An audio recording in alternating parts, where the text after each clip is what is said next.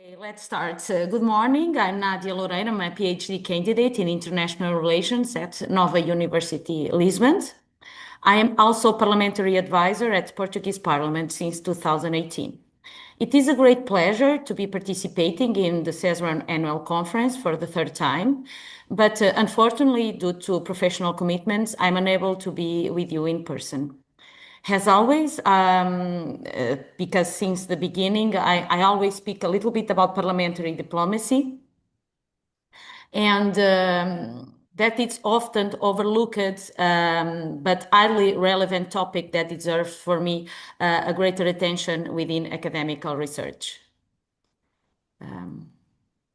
Let me briefly walk you through the structure of this presentation. I will begin by outlining the core problem and its justification, setting the stage for why this topic matters.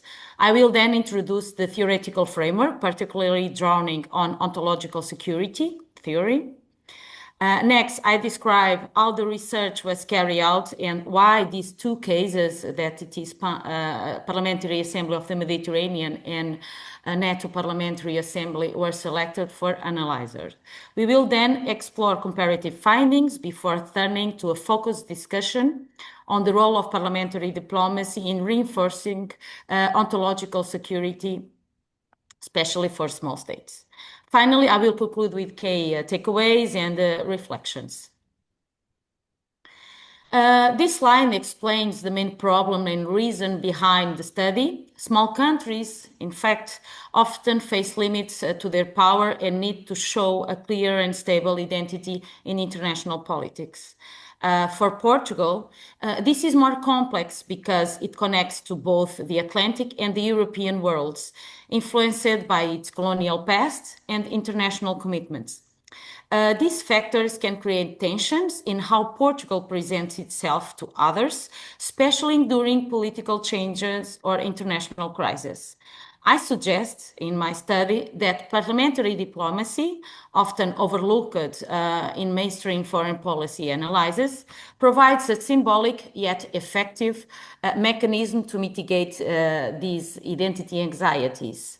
It enables small states to project continuity, legitimacy, and committed to shared norms.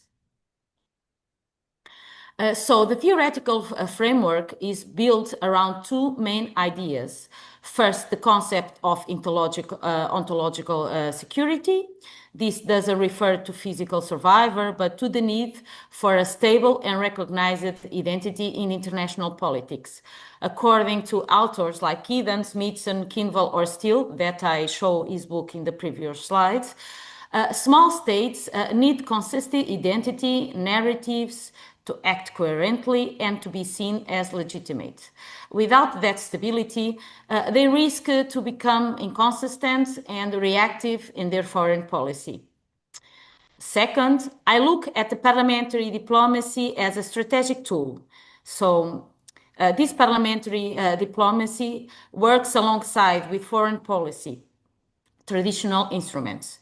But parliamentary diplomacy offers both symbolic and institutional space to project national identity, especially through international parliamentary organizations.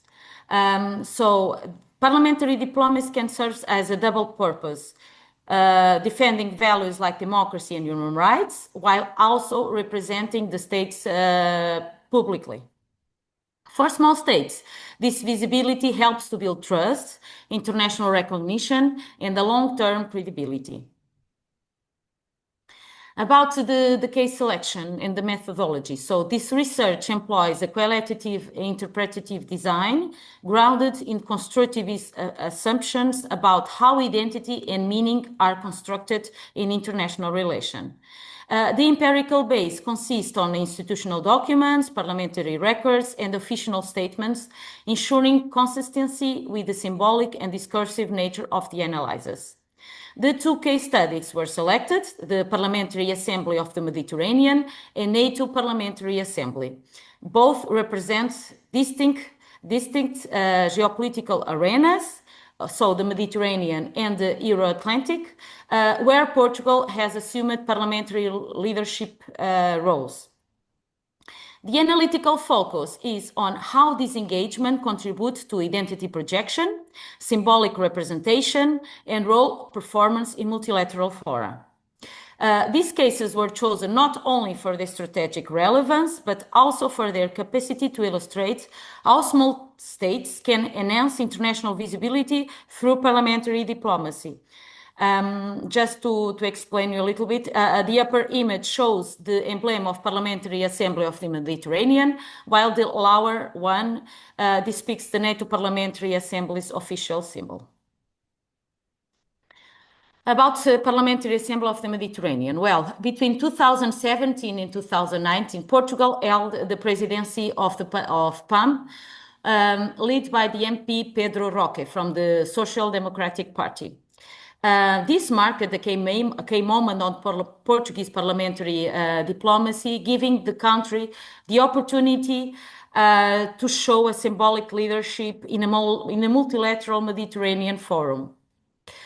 This presidency strengthens Portugal's ontological security in my point of view, by reinforcing its image as a stable, cooperative actor committed to the regional dialogue in the Mediterranean area.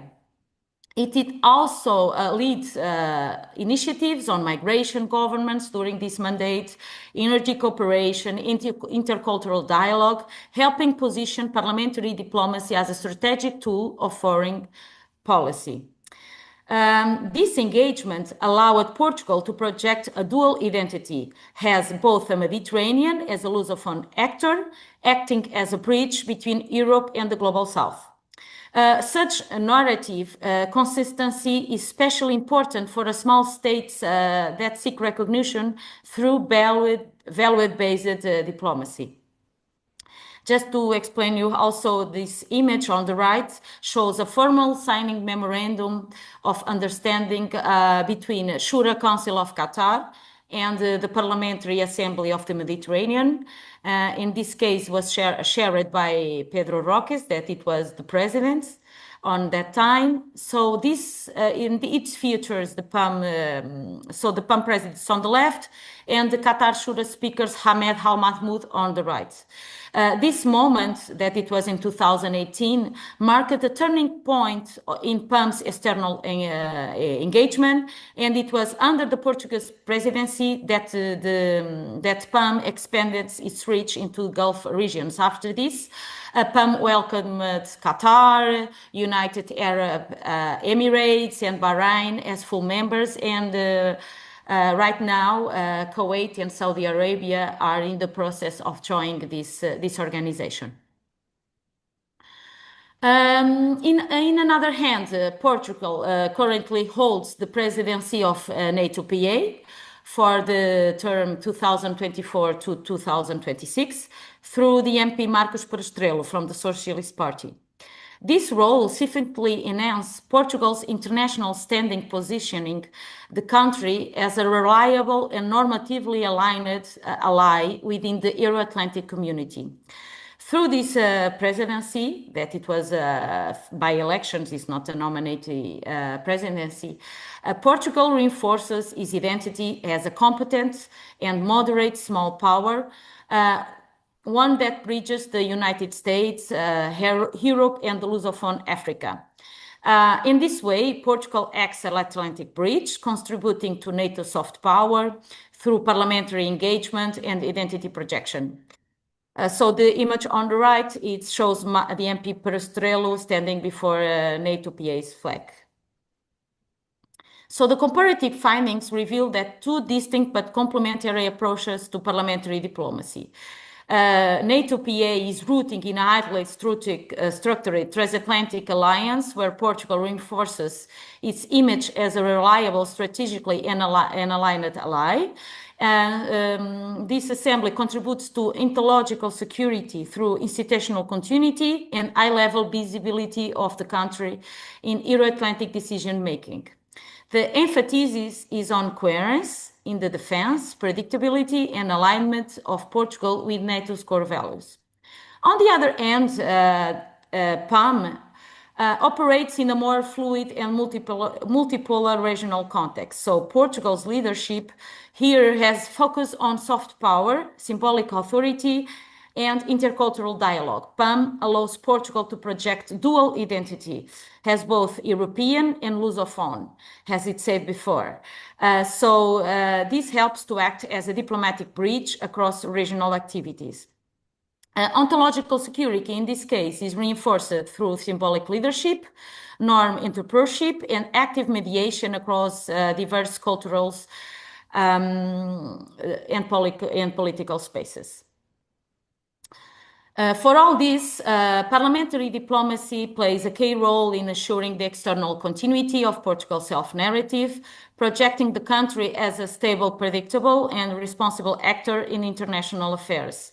By reinforcing a coherent identity across multilateral forums, it contributes to symbolic legitimacy, particularly value for small states that rely on recognition rather than material power. It also acts as stabilizing mechanism during episodes of domestic political change or coalition turnover, regardless of internal instability. Parliamentary engagement allows Portugal to maintain consistent international routines essential for ontological security. That said, this strategic function is often constrained by how low visibility in domestic political discourse and by uneven normative recognition abroad, where not all parliamentary voices carrying the same weights. This is really the way how parliamentary diplomacy can help ontological security. So in conclusion, this study makes an original contribution by linking the theory of ontological security with the practice of parliamentary diplomacy, a field that is still not widely explored but increasingly relevant. It shows how Portugal, as a small state, uses parliamentary engagement to maintain a stable identity and build symbolic credibility in international forums. Importantly, this framework isn't just useful for Portugal, but it also can help to explain how small states seek visibility and consistency in their foreign policy through institutional participation. So, in fact, parliamentary diplomacy can be a strategic tool for small states operating in a complex and fragmented international system that how we have nowadays. Just to finish, 3 key policy recommendations emerge from this study. First, parliamentary diplomacy should be integrated into a national foreign policy strategies as a soft power tool. Second, stronger institutional coordination is needed between parliaments and foreign ministers. And third, which we must invest in the visibility and systematically documentation of parliamentary international actions. So in terms of future research, it is crucial to expand comparative analyses for other medium-sized states, such we can use, for example, Finland, Uruguay, or Cabo Verde, and also explore how parliamentary diplomacy is perceived as legitimated by international peers, especially in times of crisis and political transition. So these are the 5 key references that I recommend. Happy to take any question or comments in this slide. Thank you.